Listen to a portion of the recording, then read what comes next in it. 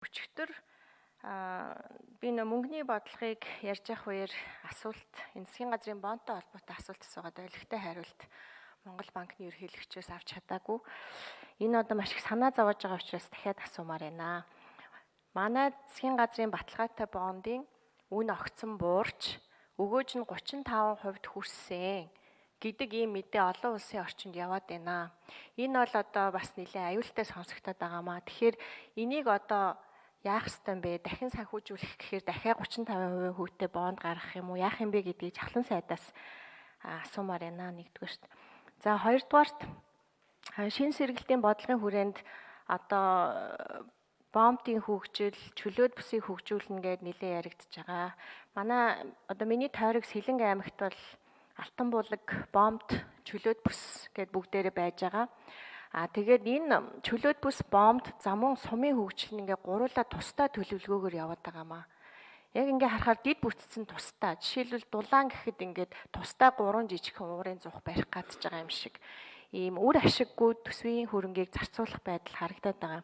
Нэг дор төвлөрсөн ийм 3 засаг захиргааны одоо нэгж учраас нэгдсэн ийм дид бүтцийн төлөлт хийх талаар одоо юу н ярилцж байгаа юу засаг дээр энийг Хүрлаатар сайдаас асуумаар байна.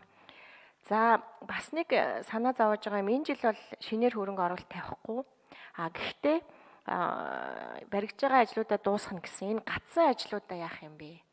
Маш олон одоо сургууль цэцэрлэгээс ахуулаад одоо Алтан булаг бомбын бүтээн байгуулалт гээд хамаг ажил гацчаад байна. Энэ дээр нэг ажлын хэсэг гаргаад ч юм уу ингээд шуурхай арга хэмжээ авахгүй бол маш олон хүмүүсийн эрх ашиг зөрчигдөж байна үүнээс болоод. За мөн дээрэс нь энэ чинь ингээл гацаал дараа жил рүүгээ яваад ах юм бол эдийн засгийн хувьд ч гэсэн маш их алдагдaltaй байгаад байгаа. Тэгэхээр энэ дээр нэг яаралтай арга хэмжээ авах талаар ярьж гин үгүй юу гэдэг ийм асуулт байна. За энэ нийгмийн халамжийн сан 483 тэрбумаас 596 тэрбум болоо ингээ нэмэгдэж орж ирж байна. Бид нар ч одоо халамжаас хөдөлмөр эрхлэлт рүүгээл одоо зөндөө яриад хилцүүлэг хийгээд байгаа. Тэгэхээр одоо яг энэ халамжийн асуудлыг яаж зэгцлэе гэж байгаа. Би дээр нийгмийн бодлогын байнгын хорон дээр холбогдох яамнаас нь асуусан 2 буюу түүнээс дээш төрлийн халамж авж байгаа хүний тоо хэд вэ гэсэн чинь 800 мянган хүн байгаа. Зарим нь 5 хүртэлх төрлийн халамж авж байгаа гэсэн тийм аимшигтай тоо надад хэлж байна. Бизнес эрхлэгчид нөгөө талдаа бид нар цалин амлаад хүн авъя гэхээр хүн байхгүй. Ажил хүчний хомсдол. Та нар халамжаа болилтоо биднийг хорлоод байна. Биднэрт бүр ингээд явандаа дампуурах нь биш гэдэг ийм асуудал тавьж байна. Тэгэхээр энэ халамжийг яаж зэгцлэх юм бэ? За хүнсний аюулгүй байдал хангамжийн тухай улсын хурлын тогтоол гарсан. Энэ тогтоолын дагуу одоо энэ хөдөө аж ахуйг дэмжих, хөдөө аж ахуйн боловсруулах үйлдвэрийг дэмжих талаар бол татврын бодлого явах юм байна. Энэ бол сайшаалтай байна. Үүнээс гадна бас ийм зээлийн асуудал яригдчихсэн дээр чуулганы нийлэлээр их хурлын дарга бас энэ хүнс эрхлэгчдэд чиглүүлсэн ийм зээл шинээр санаачлалыг гэсэн. Тэгэхээр энтэй холбоотой ямар мэдээллүүд байна. За эцэст нь ихтэй сургуулиудыг орон нутг руу шилжүүлэн нүүлгээгээл нэлээд олон жил яригдаал холбогдох бас тогтоолууд гараад ах шиг байсан. Тэгэхээр эндээ зориулж мөнгө төгрөг төлөвлөсөн юм уу? Одоо нөө төвлөрлийг сааруулахад бас нэг гол ажил. Дээрээс нь жишээлбэл хөдөө аж ахуйн сургуулийг дархан сэлэнгийн бүс рүү нүүлгээд илүү практиктаа нойртуулъя, хослуулъя гэд яриад байдаг. Тэгээ эн чинь одоо хизээ нүүх юм бэ? Энд зориулсан мөнгө төгрөг тавьсан юм уу? Бас нэг юм.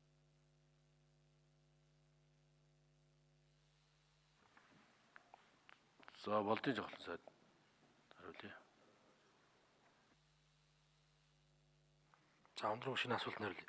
За тэр бонттой холбоотой асуудал яа харахгүй бас сэтгэл зүйн асуудал бол мөн. За гэхдээ өдөр зохио гарга хэмжээ шуурхай авч байгаа. За 2 хоногийн өмнө Савгийн нутагт хуулийн зөвлөл хуралдаад үлс нөхцөл байдал дээр анализ дүгнэлт хийгээд бид хариу одоо арга хэмжээнүүдийг маш шуурхай. За банкудтай хамтарч замун манай дотоодын хөрөнгө оруулагч бас бонд хоолдрууд үндэсний банкуд маань одоо нэлээд том юм хөрөнгө оруулж болж чадсан байна. Манай нийт бондын бараг 10 гаруй хувийг манай дотоодын банкуд эзэмшдэг ийм болсон байна. За энэ асуудал бол одоо санаатай юм шиг, сансаргууч юм шиг ийм зүйл болсон. Ер нь бол капитал контрол гэдэг үг хэрэглэснээс болоод тэр нэг Bloomberg-ийн сэтгүүлч гаргасан артикл дотроо. За энэс болоод манай хөрөнгө оруулагч нарт дотор богино хугацаанд ийм паник үүссэн баг юм. Паник үүссэн. За тэгээд манай өгөөж нэлээд унж за 30-40% хүртэл унсан юм баг. Тэрнээс биш хүү дараагийн санхүүжилтүүд дээр одоо мэдээж хүүн дээр нэлээд ийм цохилт болохоор ийм мэдээ мөн үү мөн. Гэхдээ одоо бид богино хугацаанд буцаагаад бондуудыг худалдаж авах арга хэмжээнүүдийг авснаар зах зээл докторжих ийм ихний сигналууд гарч байгаа юм. Зүгээр өчигдөр бас дефолт гэдэг үг хэлчихнэлээ. Тэр бол ямар тохиолдолд үүсдэг вэ гэхээр төлөх цаг хугацаанд болцсон тулж ирээд цаан улс орн нэрээ төлж чадахгүй бол ийм асуудал үүсдэг. Энэ бол ийм зүйл байхгүй шүү. Энэ дээр бол санаамар байж болно. За бидний хамгийн ойрын хугацааны төлбөр бол 12 сард Чингис бондын үдэл 133 сая доллар байна. Энийг бид энэ жилийн төсөвтөр тавьдсан доллар нь бэлэн ингээд хугацаа нь болохоор шууд төлөөд ингээд явах юм байна. За тийм учраас ер нь яг бие зэрэгэлтэй улсуудын хувьд 2 дахь зах зээл дээр одоо засгийн газрын бондууд нарилжаалагдж явах ийм хүнд цаг үед бол энэ одоо ер нь бол хөрөнгөний зах дээр байдаг л үзэгдэл зөө бидэнд бас хатуу тусах ийм эрсдэл байгаа. Гэхдээ бид энийг одоо докторжуулах бүрэн одоо ийм арга хэмжээнүүдийг авч байгаа. Ойрын хугацаанд зах зээл одоо энэ дэр докторжно гэж бодож байгаа. За Сэлэнг аймгийн хувьд бол гацсан ажлууд бол байхгүй байгаа шүү. Алтан булаг бомб дээр за Сэлэнг аймгийн хувьд 23 онд 95.4 тэрбум төгрөгийн төсөв төртөг бүхий 35 төсөл хэрэгжихээр тусгагдсан. 23 онд санхүүжигт үнэ 39 тэрбум гацсан ажил байхгүй юм байна.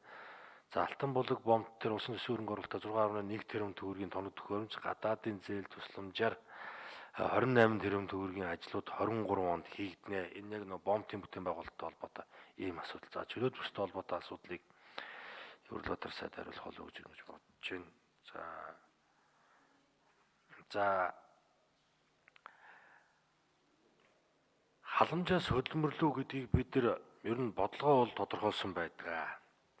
Ер нь яг зорилттой төвшөнд нийгмийн халамжийн тухай хууль дээр их зөв тодорхойлд оруулж за энийг харин хавтгааруулахгүй за энүүнээс гадуур одоо халамжийг тэлж олохгүйгээр одоо байгаа хуулийнхаа төвшөнд халамжаа цааш нь тэлэхгүй явах нь л их чухал юм байна. За дээрэс нь энэ жилийн хувьд бол хүүхдийн мөнгө нийгмийн халамжийн тухай хуульд нэмж орж ирж байгаа. За цаашдаа бид нар одоо энэ хүүхдийн мөнгө хэлбэрээр нь явуулах уу эсвэл өөр нэршлэлээр илүү их одоо шаардлагатай байгаа нийгмийн хэсэгт нь одоо дүнгийн одоо нэмэх илүү их зорилт руу үр дүнтэй хүртээмжтэй байдлаар чиглүүлэх ийм бид бодлого руу бол аажмаар шилжих учиртай юм байна. За ихтэй сургуулиудын нүүлэх асуудлуудыг за сайд нь байж гин хамглан сайд хариулах явах.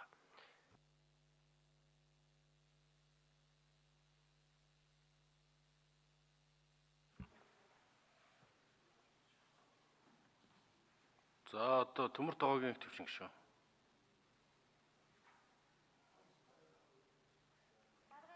За Лусан цэргийн их хамгаалан сайд. За их хамгаалан сайд инх төвчин гişүүн дараанаас. За ундрам гишүүний энэ ихтэй сургуулиудыг хөдөө орон нутагт үе шаттайгаар одоо шилжүүлэх ажлууд ямар хөө үр дүн гарах вэ? 23 оны төсвүүдээр энэ дээр мөнгө тавигдсан уу гэж асууж байгаа шиг байна. Яг бид нар нэг судалгаа хийгдээд нэг 35-аас 54 орчим төгрөг ихний ээлжийн шаардлагатай юм байна гэдэг нэг энэ тоог бас сангийн амтаа ярилцсан. Гэхдээ яг 23 оны төсвүүдээр бол яг энэ ихтэй сургуулиудыг хөдөө орноос шилжүүлэхтэй холбоотой зардлууд бол тавигдаагүй. Гэхдээ энийг заавалж одоо улсын төсвийн хөрөнгө оруулалтаар биш ер нь өөр хэлбэрүүдээр одоо хийгдэх ийм одоо хэлбэрүүд бас байна. Санал санаачлагууд бас байна. Яагаад би ингэж хэлхийг хүсэж байна вэ гэхээр манай энэ Эрдэнэт дархан дээр байгаа ихтэй сургуулиудын энэ дотор байр хичээлийн байрын ашиглалтууд их муу байгаад байгаа. Тэгэхээр нэмэлт хөрөнгө оруулалт гэхгүйгээр өнгөрсөн 22 оны төсөвдөр бид нар энэ дотор байр хичээлийн байруудын нэмэгдэл дээр нэг 12 орчим тэрбум төгрөг тавьсан. Тэгээ энийхээ ажлын үр дүнг бид нар 23 онд бас үзэх нь зөв юм болов уу гэж харж байгаа. Гэхдээ энийг шууд одоо ихтэй сургуулиудыг хөдөө орон нутаг руу ийм механик шилжилт хийнэ гэдэг бол их буруу. Энэ их буруу. Өмнө ч гэсэн бид нар бас механикаар шилжүүлэх гэж ийм буруу харлаган бодлого хийж байгаад ингээд тэрнээсээ ч идэвх алдсан ийм гашуун туршлага бас байгаа. Тэгэхээр энийг бид нар бас их цогцоор нь хармаар юм байлээ. Тэгэхээр яг одоо үнэхээр ингээд энэ хөдөө аж ахуйн их сургуулиудын зарим сургуулиуд нүүжсэн дүүх байгаа шүү дээ. Тэгэнгүүт нөгөө хажууд нь байгаа хувийн сургуулиуд нь нүүрсэн сургуулиудынхаа хөтөлбөрийг нээждэг ингээ үр дүн муутай болсон юм гашуун туршлага байна. Тийм учраас эхний ээлжинд бид нар ингээд энийг нэг бодлогыг бол цогцоор нь харж яж энэ яг үнэхээр сургууль нэвэл хөтөлбөр нь одоо хамт нүүдэг, оюутнууд нь хамт нүүдэг, багш нь хамт нүүдэг. Яг нэг ийм цогцоор нь тэгээд хөдөө орон нутагт одоо суралцж байгаа оюутнууд дээр бид нэг оюутны зээл одоо оюутны зээлийн цангаас бас 50% хүртэл хөнгөлөлтийн зээлээр одоо зээл болох гэх мэтлэнгээр ингээд багшийн асуудлуудын, оюутны асуудлуудын, сурах орчны асуудлуудын, хөтөлбөрийн асуудлуудын бас ингэж зэгцээр нь шийдэх ийм ажлуудыг бас бодиттой ажлууд болж байгаа. За хамгийн амьд жишээ бол энэ жил бид нар Өмнө Говь аймаг дээр одоо шинжилгээ ухааны технологийн их сургууль уулуурхаан одоо сургуулийг шинээр нээж хичээлийн шинжилгээ эхэлсэн. Нийт 120 гаруй одоо оюутнууд өнөөдөр ингээд Өмнө Говь аймагт суралцж байна. За энэ хөтөлбөр бол Монгол улсад хязгаарч давхцахгүй. Зөвхөн одоо тэр уулуурхаан одоо энэ тодорхой 2-3 мэрэгчлэр бол зөвхөн тэр Өмнө Говийн сургууль дээр л одоо очиж суралцах ийм боломжуудыг бид нар олгож байгаа.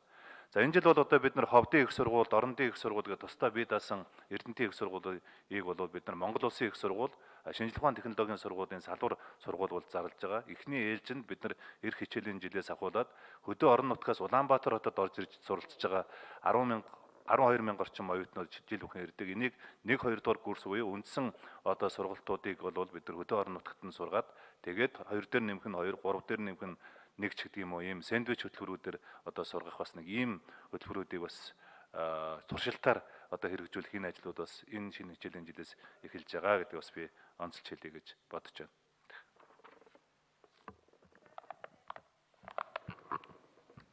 За Чимдийн Үрлбаатар сайд эдийн засгийн хөгжлийн сайд байгаад. Төвлөрлийг саруулах бодлого.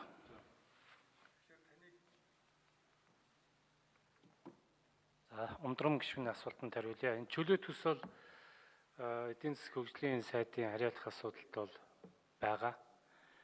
Тэгээ алтан булуйд дээр хийгдэж байгаа тэр бомбын ажил, за чөлөө төсийн цаашдын хөгжил, эдгээрийн ажлуудыг бол хооронд нь уялдуулж нэг цогц бодлогоор явуулах хэрэгтэй гэдэгтээ бол санал нэг байгаа. Энэ чиглэлээр бол хамтраад ажиллана гэж бодож байна. Энэ нөө гацсан ажлуудтай холбоотой жахлан сайдаа надад жишээл бичиг ирээд байна л та. Сэлэнг аймгийн Сүхбаатар сумын 4-р сургууль, Сэлэнг аймгийн Мандал сумын 3-р сургууль маш олон жил гацаад эх жилийн төсөвт бас би шалгасан мөнгө тавигдаагүй л дээ. Гэх мэтлэн одоо маш олон ийм бичгүүд бол ирээд байна. Тэгэхээр саяны 2 дээр жишээлбэл одоо гацсан л байгаад байна да. Тэгэхээр энэ дээр та дараа нь ч юм уу хараад надад хэлээд өгвөл зүгээр байна.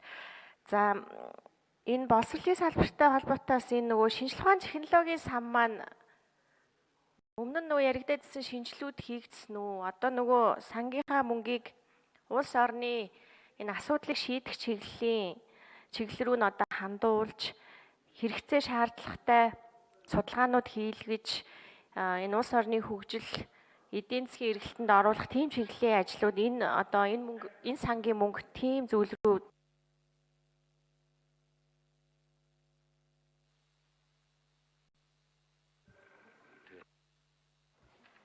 За яарал. За Улсын жавхлан сайд, сангийн сайд хариул. За 84.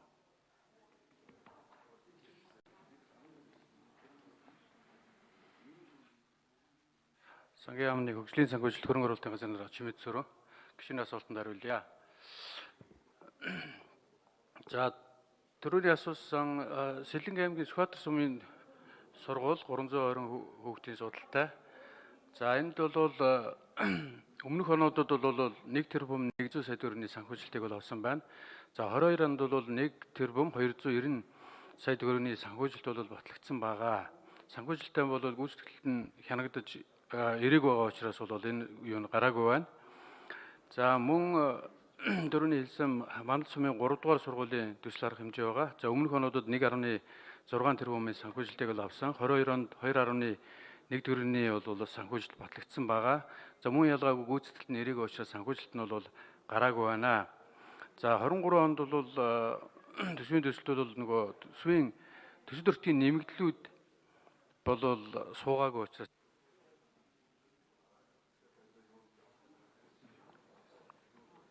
За Лувсан цэрэнгийн хамгаалалтын сайд хариулъя.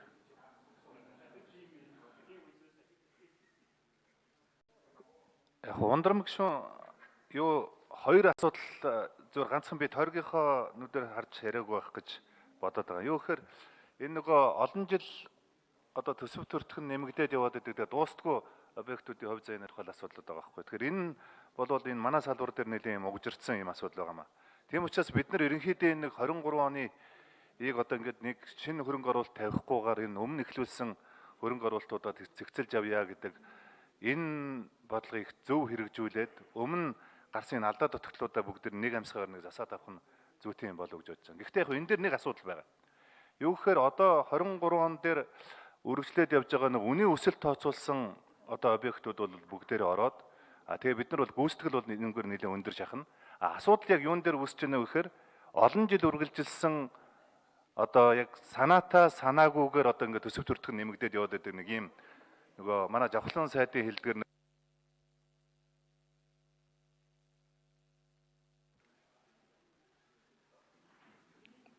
За Лувсан цэргийн хамгаалалтын сайд гүйцэтгэх хариулчих. Тэр ихтэй сургуулиудыг гарах асуудлаар тэрийг өгсөн хурлын дээр байгаа. Тэгэхээр тэр энэ олон жил одоо ингээд угжраад тэгээд нөгөө зураг төсөлгөө эхлүүлсэн тэгээд дураараа нэг өөрийнхөө нэмэлт ажлуудыг ингээд орон нутгийн нэмж гэрээ хийгээд ингээд тэгээд тэр нь ингээд хизээч дуустгүй ингээд олон жил үргэлжлүүлдэг нэг юм одоо шинэ 12 онд эхэлсэн объектууд одоо хүртэл дуусаагүй тэгсэн мөртлөө төсөв төртгөн нэмэгдээд байдаг нэг ийм асуудлууд байгаа хгүй. Тэгээд тэрийгээ бид нар нэг бүсэн энэ 23 он дээр одоо нэг тэр магадлан итгэмжлэх нь орсон болвол дахиад тэн дээр нь одоо энэ аудит оруулж яг үнэхээр тэр төсөв төртгөн нэмэгдсэн үү нэмэгдээгүй гэдгийг тогтоодог тийм хэлбэрлүү одоо орох нь зүйтэй юм болов уу гэж нэгдүгээрт бодож байгаа. Хоёрдугаарт бол бид нар энэ 22 он дээр тавьсан байгаа 21 22 он дээр тавьсан байгаа энэ объектууд дээр нэг зүйл анхаарах хэрэгтэй юм билээ. Юу гэхээр 21 22 оны төсвийг бид нар батлаж өгөхдөө дандаа шинжилсэн төсвөөр батлаж өгсөн байгаа байхгүй энэ объектуудыг. Тэгэнгүүт гүйцэтгэл гаргаж байгаа компаниуд нь шинжилсэн төсвөөр гэрээ хийсэн мөртлөө дахиад нэг ийм үнийн өсөлт дахиад төсөв төртөг нэмэгдсэн асуудлууд ингээд яриад байдаг нэг гендэж би гондож би гэдэг шиг нэг ийм компаниуд их байна яг үнэхээр. Одоо тэр тусмаа үндсэндээ зэрэг энэ объектууд авч сургууль цэцэрлэгүүд авч ингээд сэгэлдэг ийм компаниуд байгаа шүү дээ. Бүгдээрээ дуустгүй. Бүгдээрээ зэрэг эхэлждэг. Тийм учраас одоо ингээд зарим компаниудтай бид нар энэ харж ихсаалтын тэрийг зарлж яж нэг юм хариуцлагын тогтолцоолоо одоо орохгүй бол яг үндсэндээ ингээд ийм одоо нөгөө тендерийн хонглоор явсаар байгаа сурцсан ийм компаниуд ч гэсэн байгаа учраас энийг бид нар энэ 23 оныхаа төсвийн бодлого дээр бас нэлээд одоо чангалж хариуцлагын тогтолцоогоо сайжруулж авах хэрэгтэй гэж би ойлгож байгаа. Энэ бол биднэрт одоо олдож байгаа их том боломж юм болов уу гэж нэгдүгээрт харж байгаа. За хоёрдугаарт бол сая Ундрмагчууны хэлж байгаа нөгөө шинжилгээ ухааны технологийн сангийн санхүүжилтүүд чи ил болсон уу гэдэг асуудлууд яриад байна л да. Тэгэхээр одоо яг өнгөрсөн жил бидний шинжилгээ ухааны технологийн сангийн нэг судалгаа санхүүжүүлдэг, сонгон шалгаруулдаг энэ зүйлүүдийг бол бид нар процессуудын бүгдийг ил болгосон байгаа. Энэ бол нэг шинжилгээ ухааны жидүү байж болохгүй л гэж бид нар хэлж байгаа шүү дээ. Тэгэхээр одоо цаашдаа бол бид нар шинжилгээ ухааны технологийн сангийн санхүүжилтийг олон хэлбэрүүдийн одоо бий болгох. За шинжилгээ ухааны технологийн санхүүжилтээр хийж байгаа энэ судалгаа бол яг нөгөө цөм буюу тэргүүлэх чиглэлээр улс орны хөгжил дэвшилт хэрэгтэй байгаа, улс орны тулгамдсан асуудлаар шаардлагатай байгаа тэр суур судалгаа буюу хэрэглээний судалгааны чиглэлүүн бид нар энэ санхүүжилтийг олох зарчмыг барина. Нэгдүгээрт. За хоёрдугаарт бол бид нар ихтэйд сургууль, эрдэм шинжилгээний хүрээлэнгүүдийн хамтарсан судалгааг одоо хийх энэ чиглэлөө бид нар дэмжих энэ зарчим барих хэрэгтэй юм байна. Ер нь бол одоо манай шинжилгээ ухаан хөгжүүлнэ гэх юм бол энэ ихтэйд сургуулиуд дээр байж байгаа энэ мэдлэг тийм ээ энэ ноу хау энэ инновац энэ шинжилгээ ухааны технологийн институт хүрээлэнгүүд дээр байгаа энэ патентуудын энэ эрдэмтдүүдийн хүчин чадлуудыг бид нар мэдлэг чадваруудыг ашиглаж ээж улс орны өмнө тулгамдсан байгаа энэ шинжилгээ ухааны судалгаа, суур судалгаа шаардлагатай байгаа асуудлуудаа шийдвэрлэдэг энэ тогтолцоолд орох нь зүйтэй юм байна гэж харж байгаа. Хоёрдугаар. За гуравдугаар асуудал бол бид нар ерөнхийдөө энэ шинжилгээ ухааны технологийн энэ санхүүжилтийг илүү нөгөө цөм тэргүүлэх технологи руу суур буюу хэрэглээний судалгаа руу санхүүжилдэг одоо бодлогыг барихгүй бол хувийн эвшлүүд бол богино хугацаанд үр дүн гардаг энэ инновацуудыг одоо санхүүжүүлээд явдаг учраас бидний дунд болон урт хугацаанд энэ бодлогоо одоо барих нь зүйтэй юм байна гэж зүйлийг харнаа. За дөрөвдүгээр асуудал бол бид нар ингэж хавтгааруулж хуваарилдаг. Одоо жилдний 10-аас 12 тэрбум санхүүжилт ирэхэд нэг төсөл дээр нэг 20 сая төгрөг хуваарлцаад тэндээс одоо үр дүн нэхэд ингээд суудна гэдэг бол энэ бол бие бинийгээ хуурсан асуудал болж байгаа юм билээ. Тийм учраас цаашдаа бид нар энэ эренбий асуудал, судалгааны эренбий асуудал, судалгааны ач холбогдлын асуудал, судалгааны өгөөжийн асуудлууд дээр бид нар одоо нэлээд тийм үр дүн суурилсан санхүүжилтийн тогтолцоог нэвтрүүлэх ийм алхмуудыг хийнэ гэдгийг бас би онцолж хэлье гэж бодож байна.